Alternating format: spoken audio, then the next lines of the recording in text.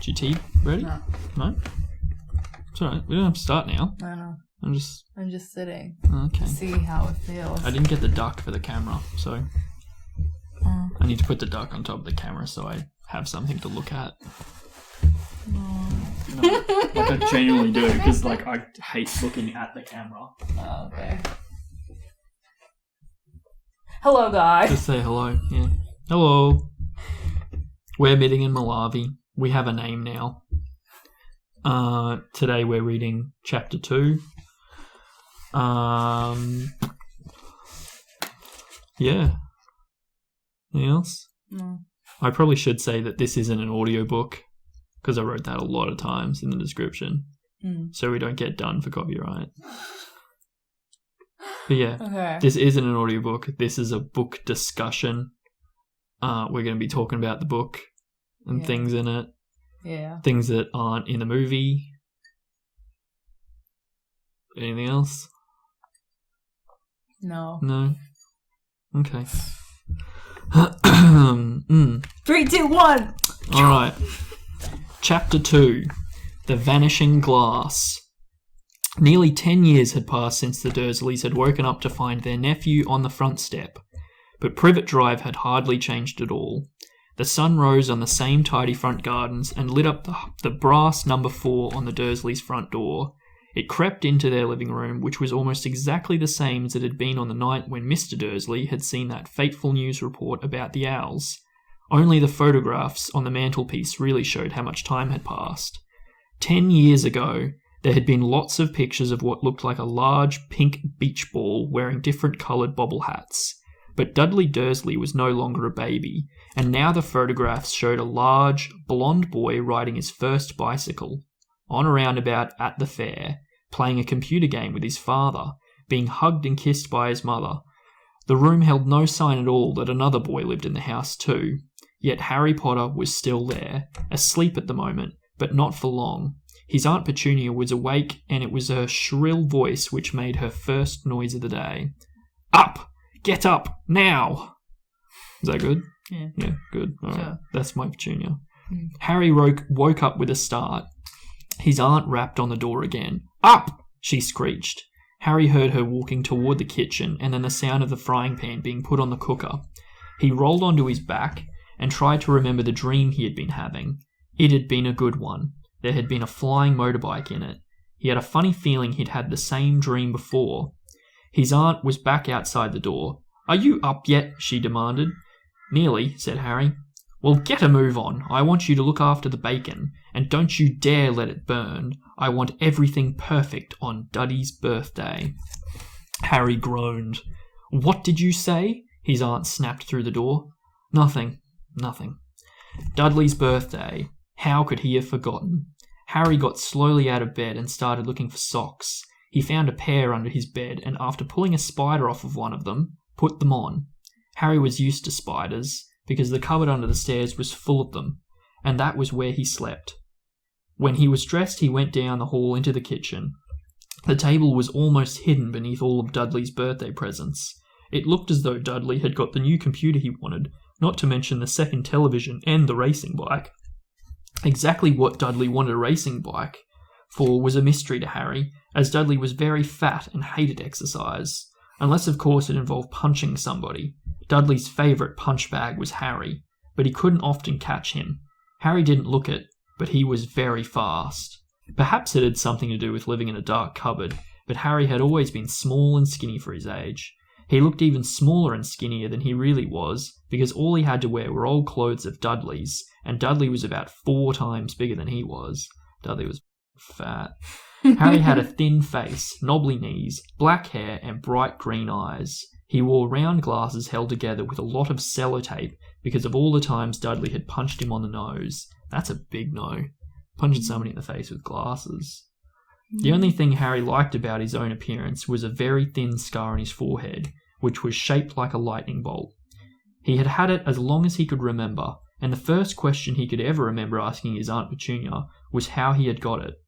In the car crash when your parents died, she had said, and don't ask questions. Don't ask questions. That was the first rule for a quiet life with the Dursleys. Uncle Vernon entered the kitchen as Harry was turning over the bacon. "Comb your hair," he barked, by way of a morning greeting. About once a week, Uncle Vernon looked over the top of his newspaper and shouted that Harry needed a haircut. Harry must have had more haircuts than the rest of the boys in his class put together, but it made no difference. His hair simply grew that way, all over the place. Oof, it's a good picture. We can't show them because it's licensing rights, but that's a lot more disgusting than the movie. Yeah. Like in the movie, it actually looked pretty cool, to be honest. Mm. In fact, when I was a kid, I genuinely wanted to have a room like that. I was like, I'd live on the stairs. That's lit. But yeah, nah, that looks like a hole. Anyway, Harry was frying eggs by the time Dudley arrived in the kitchen with his mother. Dudley looked a lot like Uncle Vernon. He had a large pink face, not much neck, small, watery eyes and thick, blonde hair that lay smoothly on his thick, fat head. Aunt Petunia often said that Dudley looked like a baby angel. Harry often said that Dudley looked like a pig in a wig. Harry put the plates of egg and bacon on the table, which was difficult as there wasn't much room. Dudley, meanwhile, was counting his presents. His face fell. 36, he said, looking up at his mother and father. That's 2 less than last year.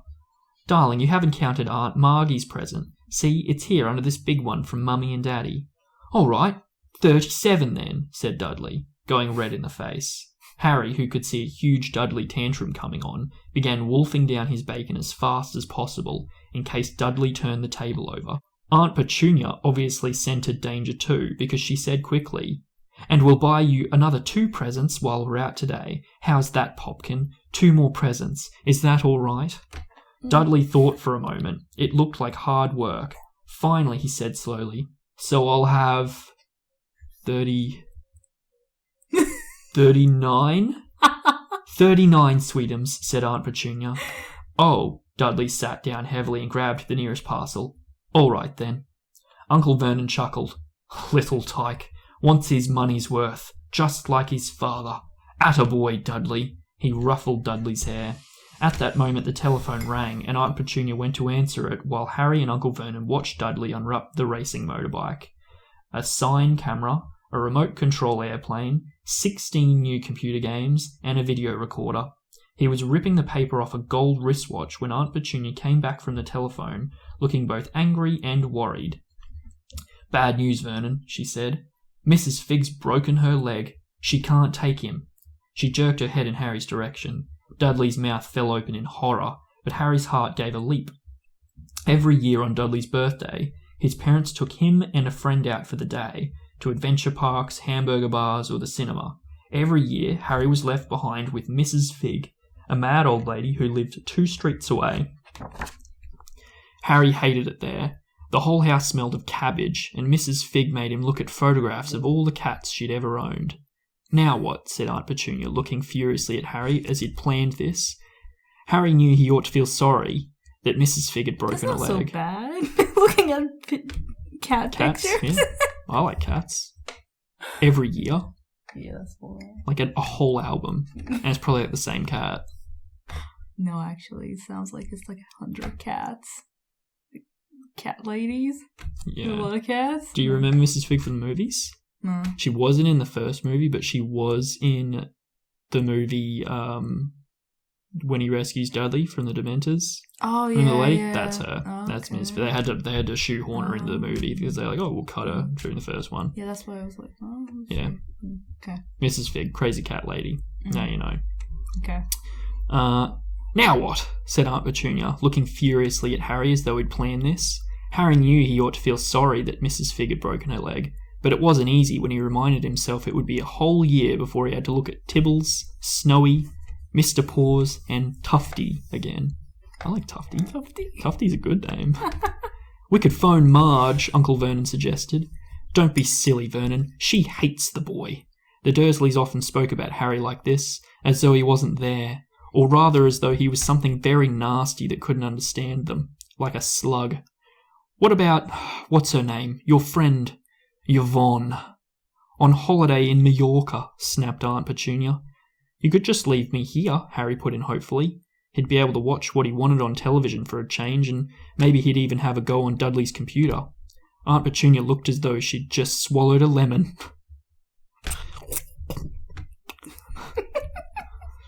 And come back and find the house in ruins, she snarled. I won't blow up the house, said Harry, but they weren't listening. I suppose we could go take him to the zoo, said Aunt Petunia slowly, and leave him in the car. That car's new. He's not sitting in it alone. Dudley began to cry loudly. In fact, he wasn't really crying. It had been years since he'd really cried. But he knew that if he screwed up his face and wailed, his mother would give him anything he wanted. Dinky Duddums, don't cry. Ew. Mummy won't let him spoil your special day. She cried, flinging her arms around him. I don't want him to come. Dudley yelled between huge pretend sobs. He always spoils everything. He shot Harry a nasty grin through the gap in his mother's arms. Just then, the doorbell rang. Oh, good Lord, they're here, said Aunt Petunia frantically, and a moment later, Dudley's best friend Piers Polkiss walked in with his mother. Piers was a scrawny boy with a face like a rat. He was usually the one who held people's arms behind their backs while Dudley hit them. Dudley stopped pretending to cry at once. Half an hour later, Harry, who couldn't believe his luck, was sitting in the back of the Dursleys' car with Piers and Dudley, on the way to the zoo for the first time in his life. His aunt and uncle hadn't been able to think of anything else to do with him, but before they'd left, Uncle Vernon had taken Harry aside. I'm warning you, he said, putting his large purple face right up to Harry's. I'm warning you now, boy. Any funny business, anything at all, and you'll be in that cupboard from now until Christmas. I'm not going to do anything, said Harry, honestly. But Uncle Vernon didn't believe him. No one ever did. The problem was, strange things often happened around Harry, and it was just no good telling the Dursleys he didn't make them happen. Once, Aunt Petunia, tired of Harry coming back from the barber's looking as though he hadn't been at all, had taken a pair of kitchen scissors and cut his hair so short he was almost bald except for his fringe, which she left to hide that horrible scar. Oh! Imagine that. Just fringe. Bald everywhere else. Oh, no. I'm gonna get that. Please don't. That's my next haircut. Okay. Dudley had laughed himself silly at Harry, who spent a sleepless night imagining school the next day, where he was already laughed at for his baggy clothes and sellotaped glasses. Next morning, however, he had got up to find his hair exactly as it had been before Aunt Petunia had sheared it off.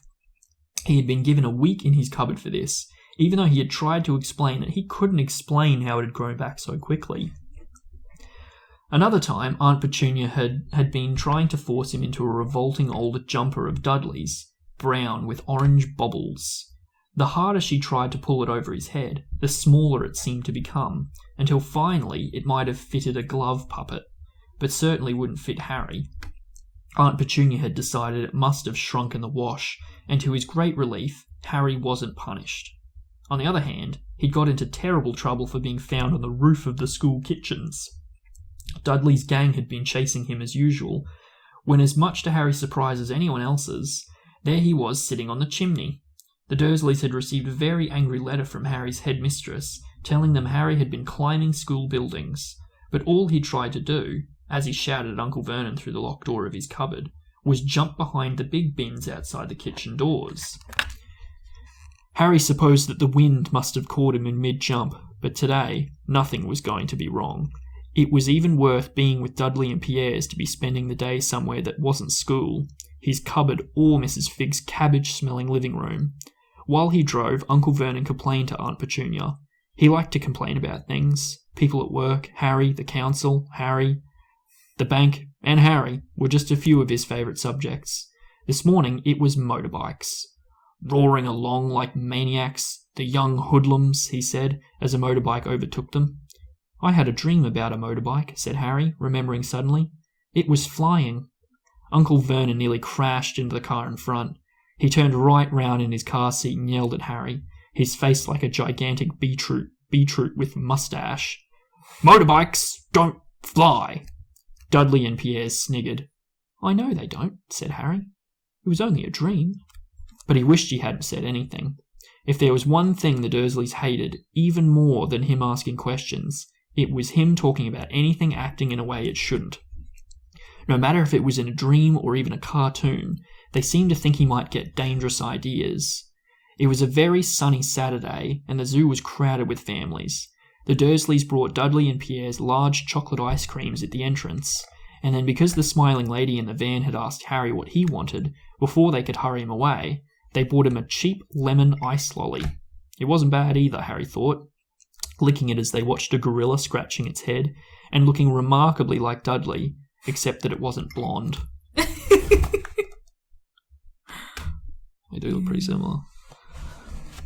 Harry had the best morning he'd had in a long time. He was careful to walk a little way apart from the Dursleys so that Dudley and Pierre's, who were starting to get bored with the animals by lunchtime, wouldn't fall back on their favourite hobby of hitting him.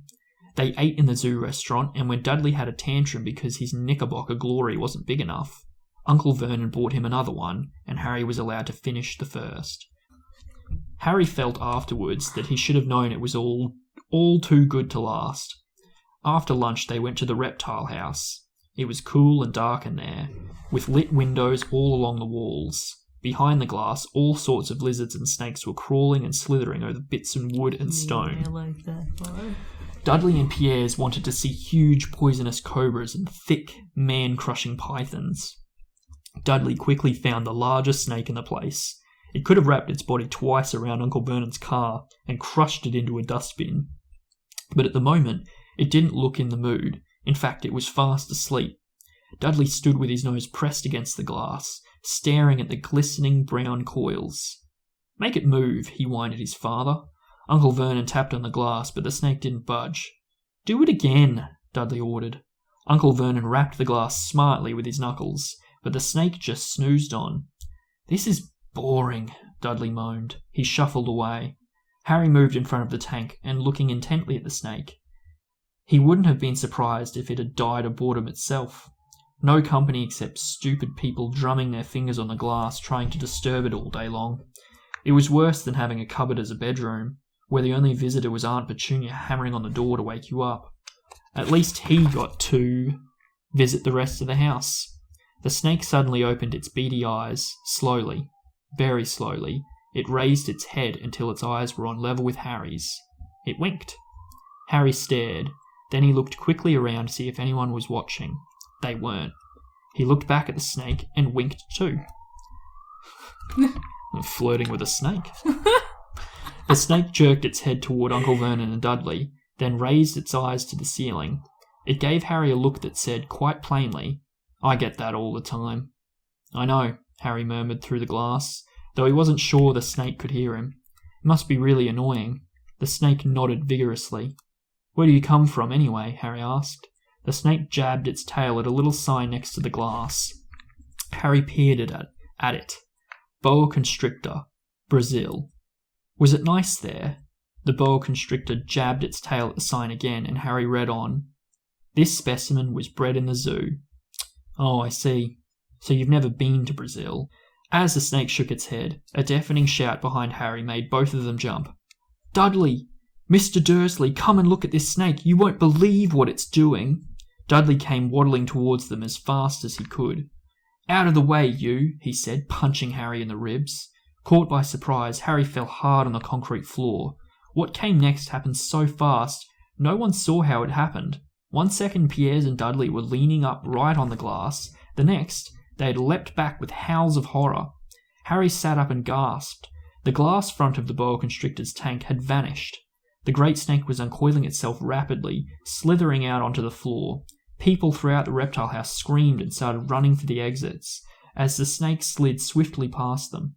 Harry could have sworn a low, hissing voice said, "Brazil, here I come. Thanks, amigo." The keeper of the reptile house was in shock. But the glass, he kept saying. "Where did the glass go?" The zoo director himself made Aunt Petunia a cup of strong, sweet tea, while he apologised over and over again. Pierre and Dudley could only gibber. As far as Harry had seen, the snake hadn't done anything except snap playfully at their heels as it passed. But by the time they were all back in Uncle Vernon's car, Dudley was telling them how it had nearly bitten off his leg, while Pierre's was swearing it had tried to squeeze him to death. I wish it had the language Harry was talking in to the snake in the book. Parseltongue. Yeah, you could say You that. would want me to try and speak Parseltongue? Oh man, I was so mad the whole time. I was like, "Where's it gonna come?" I didn't do a great hiss voice. Oh, you did. Next time he's doing, I'll hiss all the syllables. Where was I? By the time they were all back in Uncle Vernon's car, Dudley was telling them how it had nearly bitten off his leg, while Pierre's was swearing it had tried to squeeze him to death. But worst of all, for Harry at least, was Pierre's calming down enough to say, Harry was talking to it. Weren't you, Harry? Pierre's is a snitch. Uncle Vernon waited there until... wasn't a Pierce in the movie. No. And Pierre's is such a... I don't know, like a pompous name. Yeah. I've never met anybody named Pierre's. It wasn't a... Sorry if there's anybody named Pierre's watching. Uncle Vernon waited until Pierre's was safely out of the house before starting on Harry. He was so angry he could hardly speak. He managed to say, "Go! Cupboard! Stay! No meals!" before he collapsed into a chair, and Aunt Petunia had to run and get him a large brandy. This is really difficult to read on this page. Look at the pattern. Yeah, oh my god. Harry lay in his dark cupboard much later, wishing he had a watch. He didn't know what time it was, and he couldn't be sure the Dursleys were asleep yet. Until they were, he couldn't risk sneaking to the kitchen for some food. He'd lived with the Dursleys almost 10 years. 10 miserable years. As long as he could remember. Ever since he'd been a baby and his parents had died in that car crash. He couldn't remember being in the car when his parents had died. Sometimes he strained his memory during long hours in his cupboard. He came up with a strange vision. A blinding flash of green light and a burning pain on his forehead. This, he supposed, was the crash. Though he couldn't imagine where all the green light came from. He couldn't remember his parents at all. His aunt and uncle never spoke about them. And of course he was forbidden to ask questions. There were no photographs of them in the house. When he had been younger, Harry had dreamed and dreamed of some unknown relation coming to take him away, but it had never happened. The Dursleys were his only family, yet sometimes he thought, or maybe hoped, that strangers in the street seemed to know him. Very strange strangers they were, too. A tiny man in a violet top hat had bowed to him once while out shopping with Aunt Petunia and Dudley, after asking Harry furiously if he knew the man. Aunt Petunia had rushed them out of the shop without buying anything. A wild-looking old woman dressed all in green had waved merrily at him once on the bus. A bald man in a very long purple coat had actually shaken his hand in the street the other day, and then walked away without a word. The weirdest thing about all these people was the way they seemed to vanish the second Harry tried to get a closer look. At school, Harry had no one. Everybody knew that Dudley's gang hated that odd Harry Potter in his baggy old clothes and broken glasses, and nobody liked to disagree with Dudley's gang. That page was really difficult to read. That is the worst picture for that. That's the chapter, though. Yay! Yeah. What was new on that one? I just said it throughout. Yeah, Pierre's. Yeah, but anything else? No. No? No, there were a few in there that I noticed that I didn't want to, stop. The old woman with cats. Yep. Mrs. Fig. Yeah, most of the, how the book is describing them is better. Yeah, Dudley's way different. Yeah. Dudley's Even Harry isn't that skinny in the movie. And he's got wilder hair. Yeah. Yeah. The haircut, the magic. Mm. And when he jumped and he flew 30 feet in the air. Mm. Why didn't he do that all the time? He'd go to the Olympics with that. Uncle Vernon just going into a fit in the car. Yeah. And he's like, I had a dream. No, you didn't. You didn't have a dream. And he nearly crashed the car. Right. Shut up back there. Yeah, also they made Harry sit in the middle between Dudley and Pierre's. Why would they do that? Because didn't you have this as a kid? No one wants to sit in the middle. You're not comfortable. Yeah, I had to sit in the middle because I was the youngest. Yeah, and exactly. like the argument was always like, oh, because you're the smallest. Yeah. Then when I grew and ended up being bigger than both my brothers, it was like, oh, you're the youngest. I'm like, even though my legs were like in the front seat because I was, so tall and we had the tiniest little car. Sit in the middle, exactly. Oh. No, we make Brennan sit in the front now. Oh, poor Brennan. Yeah, the oldest. That's if we're all getting in the car. Yeah. That's it. It was a pretty short chapter, again. Not a massive amount of discussion. Yeah. This book discussion, it's not going so well so far. We haven't really said anything. There's nothing here. We're going to have to do a double chapter next time, I think. Okay. Because the next chapter's pretty small. I think. Don't quiz me in the end. Well, I'm not going to quiz you yet, because it'd be too easy. No, don't quiz me at all. No, I will quiz you eventually. No! Discussion. I'm discussing it throughout the chapter. Yeah, that's good. That's good. Keeps things interesting. Yeah. No, the next chapter's smaller, so we'll do a double chapter next time. Because that was like 20 minutes, if that. No. Are you happy with this length? Yes. Okay. Oh, okay, well, I don't know. What else? How's your day been? What were you drinking? Tea. Okay. No, we can't do that again. Yeah, it is our thing. It's our sign. Okay. All right. Okay. Well. Goodbye, people. Yes. Have a great time. Subscribe and like if you like the video. That's it. All right. Thanks for watching. Bye. Bye.